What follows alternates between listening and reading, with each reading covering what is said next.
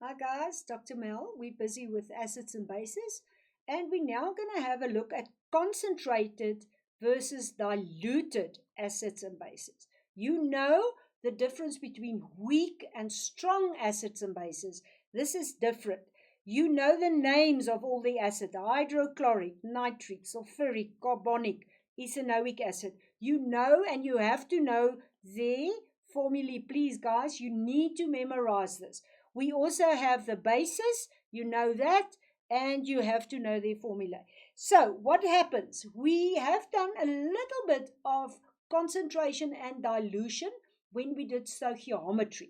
So, if you have a problem with this, go back to quantitative aspects and have a look. It was a similar method that we used because we diluted.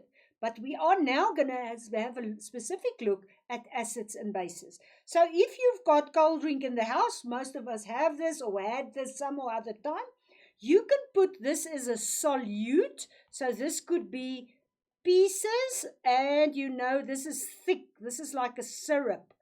And then I'm going to add what we call a solvent. That will be the water. So you're going to add water to this. And anybody in the house will tell you this is too strong, this is too weak. Now, in terms of acids and bases, we cannot use the term strong and weak because it's got a different definition. What we do here is that we're going to take water and we're going to put the water with the orange juice or whatever juice you're using. Coffee, anything that you pour more water in will dilute it.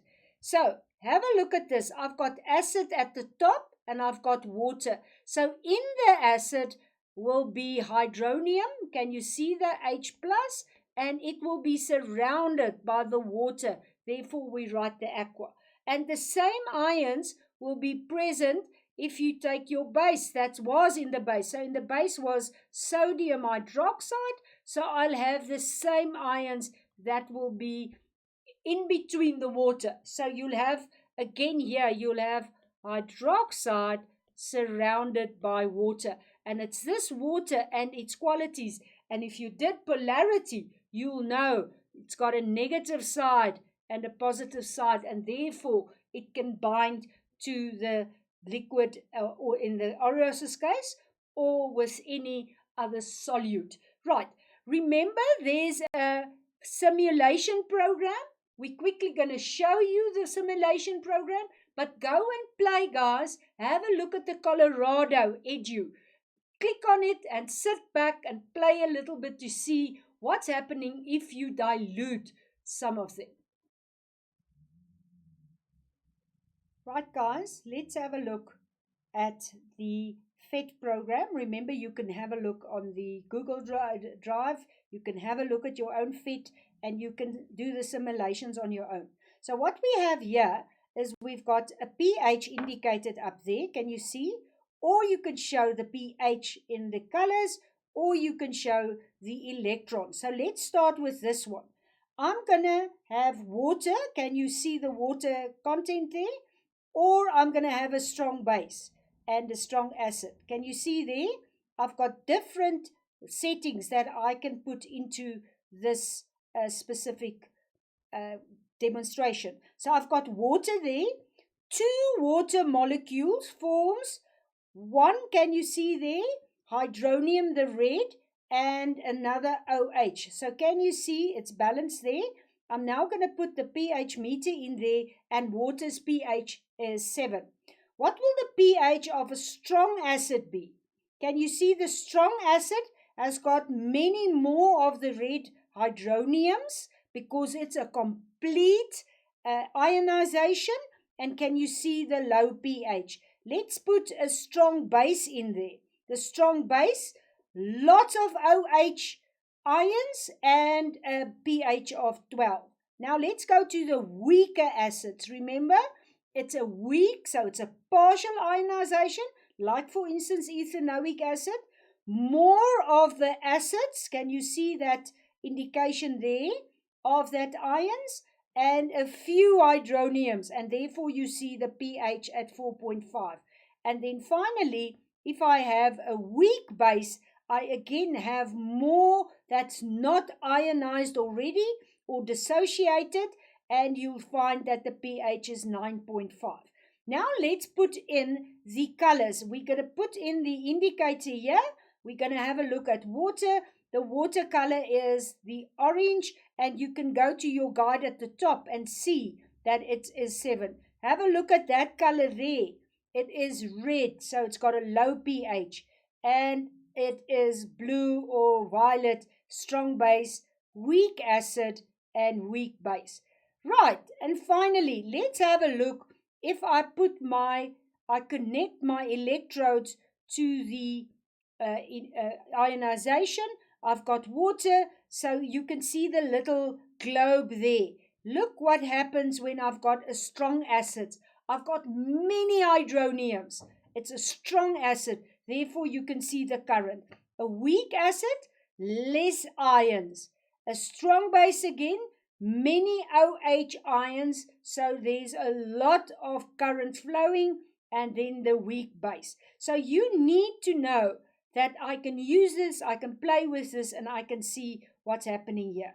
Let's have a look if I have pH again, and I'm now going to start changing the concentration. Can you see there? I'm taking the concentration down, or I'm going to take the concentration up. I've got a weaker or stronger signifying here, and you can see the nice color changes there. Guys, this is important to know that you can change all of this. There, I'm adding the solvent. So I'm taking, let's say, a strong acid. Can you see there? I've got a strong acid. At the bottom, you can see my chemical equation. I'm putting a solvent in, many more solvent molecules. And if I increase that, can you see I've got less solvent? So this is how you actually dilute a different acid or a base. Let's go from a weak to a strong. Can you see the ions there? I'm again gonna put in more of that. So you can change from an acid to a base. I've got a hydroxide there. I'm again gonna increase. Take a little time. If you don't want to study, sit in front of your computer and make a few of these concentration signified. Right. Guys,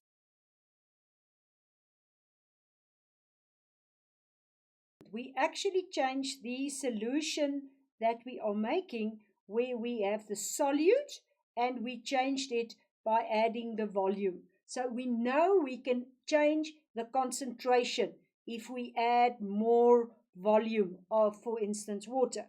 Now, just again, I just want to refresh your memory on volume. Remember, I've got a cube decimeter. That's the unit that you are going to use. It is sometimes difficult to remember, should I divide or should I multiply? So just draw your little cube and say to yourself, if I've got 1 cube decimeter, it means I actually have, and take your ruler. You've got a ruler in your bag. Take your ruler and say, that is equal to 10 centimeters. And this is 10 centimeters. Sorry, this shouldn't be cube. If I multiply the 3 together, I'll get a cube. 10 centimeters.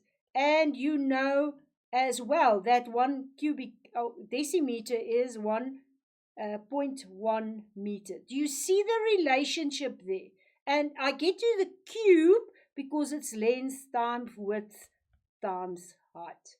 So remember, draw your little cube so that you know what's the relationship between a decimeter and a centimeter. Let's see what's going to be asked. Determine the concentration. If sodium hydroxide has 2 moles of it in 500 cubic centimeter, immediately I say I want that in cubic decimeters. So I'm going to take the 500, I'm going to divide it. It's 1 times another times another. Can you see where I get the 1,000? So it's 500 divided by 1,000, which will give me 0.5 cubic decimeter. Right, what's the question? To determine the concentration, I've got the moles, I have the volume. I know the moles is 2. I know the volume is now 0.5. And you should be able to do this without even going to your calculator. That is 4 mole per cubic decimeter. That's the concentration. In another question, determine again the concentration of the sodium hydroxide. Again, 2 mole, the N of, and look at this, it's now 5,000 cubic centimeters. So I've got the concentration is the mole on the volume. I can do that calculation quickly. We just showed it to you. Divided by 1,000 gives me 5 cubic decimeters. This will be 2 over 5, and you'll know you get 0.4 mole per cubic decimeter. Now, if we just have a look at what we've done just now, we took 2 mole and we put 500 cubic centimeter water in it. Yeah, I've got 2 mole with 5,000. And you remember what we did here? We said that's the one concentration, and we got an answer of 4 mole per cubic decimeter. Here we had the concentration is 2 over 5, and now I got a concentration of 0.4. Now, what's the relationship between these two? Can you see I had the same mole, but I had different volumes of water, therefore my concentration is different. I had more water in this one, therefore it is diluted. Do you see what I meant with concentrated and diluted? Right, in another question, I've got 30 grams, that's my small m, magnesium nitrate powder, and it's dissolved in a small quantity of water. And the quantity is relating to make up a volume of 500 cubic centimeter. Always you'll get a theory question. Define concentration. You know it's the mole per cubic decimeter. You know the equation looks like that. So go and study the right words to get to the definition of concentration. Let me just go back to a slide where we did it. The concentration of a solution is the number of mole solute per volume solution. Right, let's get to our question. Calculate the concentration of the solution. What did they give me? They gave me the small mass, 30. They want me to calculate the concentration. I need to know the moles. Can you see there? So you can recall that you get to moles by using the molar mass. It is 30 over the 148. If you forgot, you actually get the 148 by the 24. You've got 14. You've got 16. How many oxygens do you have? 3 times 2, it is 6. How many nitrogens? 2. So that gives you a 148 gram per mole. If you do that calculation, you get 0.202 mole. What did they ask me? Calculate the concentration. Now you've got your mole, 0.202, and they said it is in 500 cubic centimeters. You know 500 cubic centimeters divided by 1,000 will give you 0.5 cubic decimeters. And that's what we want to use in this calculation. If you do that calculation, you'll get an answer of 0.41 mole per cubic decimeter. Right, another question. The mass is 30. The volume is 500. Oh no, this is exactly the same question. So we've got the concentration, and you saw how we worked the concentration of the solution. So let's just go back and see if you've got that. Remember, I did that calculation on this slide. So let's go to the final question.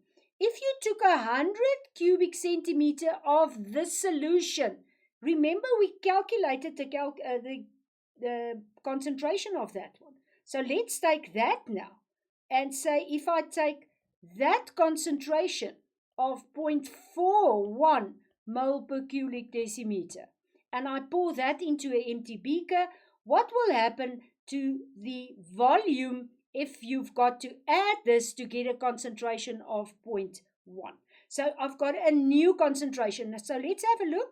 The concentration I had was 0.41.